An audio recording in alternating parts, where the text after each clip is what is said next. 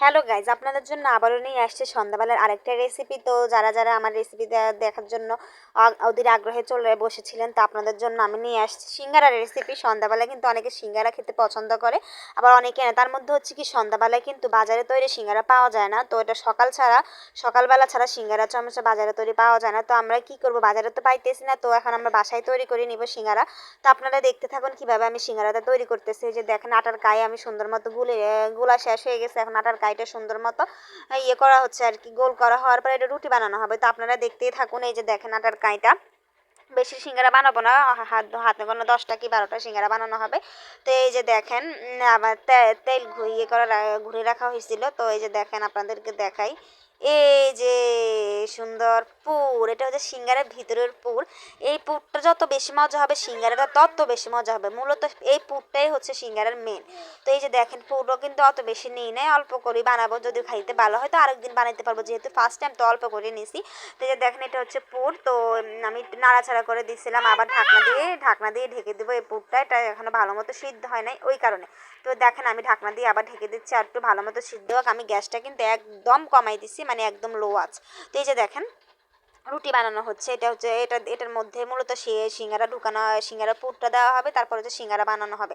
তো এই যে দেখেন, রুটি বানানো হচ্ছে। রুটি বানানো শেষ হয় নাই এখনো। এই যে দেখেন, রুটিটা কিন্তু পাতলা করতে হবে, পাতলা না করলে কিন্তু গাইস ফুলবে না, না ফুললে কিন্তু সিঙ্গারাও হবে না। তো এই যে দেখেন, এই যে আমি কাটতেছি সুন্দর মতো একটা।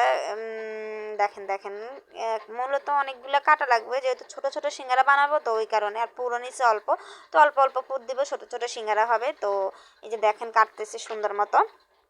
বড় করে বড় করে কাটা হবে না, পিস পিস পিস পিস করে কাটা হবে। যে দেখেন, আবার কাটা কাটা হইতেছে। এই যে দেখেন, সুন্দর মতো কাটা হয়ে গেছে। এই যে দেখেন, আবার ওটার মাঝখান দিয়ে আরেকটা কাটা দিচ্ছে। বললাম না, ছোট ছোট করে করা হবে, ওই কারণে হচ্ছে একদম ছোট ছোট করে কাটা হচ্ছে। তো এই যে দেখেন, আমি কি করতেছি।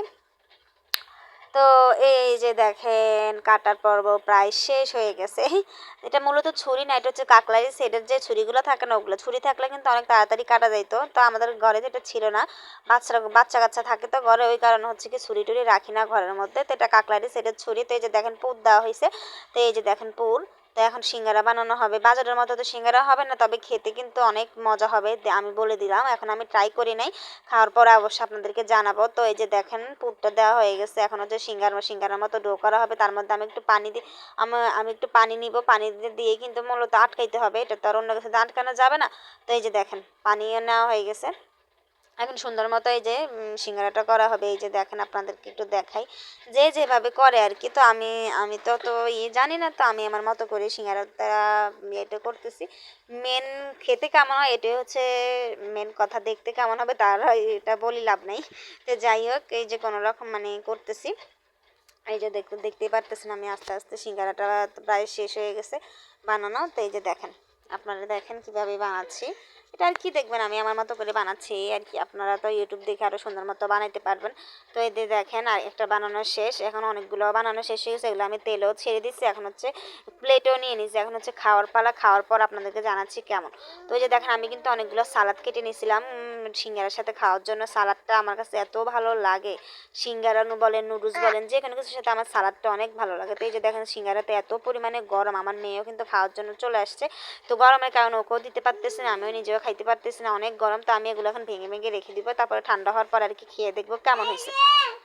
তো এই যে দেখেন, আমি ভাঙতেছি, একটা ভাঙা শেষ, এখন আরেকটা ভাঙতেছি।